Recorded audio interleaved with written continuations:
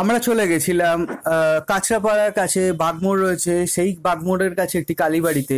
এই কালীবাড়িটি সাধারণত অর্ধকালী বা অর্ধেক কালী হিসাবেই পরিচিত এই অঞ্চলে। এই কালীবাড়িটির একটি ইতিহাস রয়েছে। বলা হয় যে এখানে যিনি পুরোহিত, তার যে ঠাকুরদা ছিলেন, তিনি একদিন ঘন জঙ্গলের ভেতরে দেখলেন একটি কালী মূর্তি মাটির তলা থেকে উপরের দিকে উঠছে। সেই কালী মূর্তিটি যখন তিনি দেখে ফেললেন, সেটা ওঠা বন্ধ হয়ে গেল। তাই এখানে বিশেষত্ব হলো, এই কালী মন্দিরের ঠিক পাশেই রয়েছে আরেকটি ঘর, সেই ঘরের ভেতরে আলাদা করে শিব এখানে অধিষ্ঠান করছে। এই কালীর সাথে তাই শিবকে একসঙ্গে আমরা দেখতে পাই না। তো এই কালী মন্দিরটি একটি অনন্য কালী মন্দির, এবং এই কালী মন্দির খুব জাগ্রত কালী মন্দির এবং বহু প্রাচীন, হয়তো 300 বছরের পুরনো। সঠিক ইতিহাস হয়তো সেদিন রাতে আমাদের জানার বা বোঝার সময় হয়নি।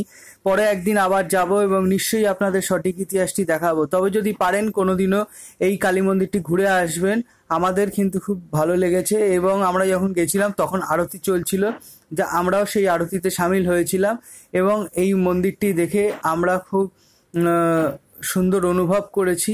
যার ফলে আপনারা যদি চান কালী ঠাকুরের অনন্য একটি মূর্তি দেখতে, তা আপনারা এইখানে গিয়ে এই অর্ধেক কালী দেখে আসতে পারেন।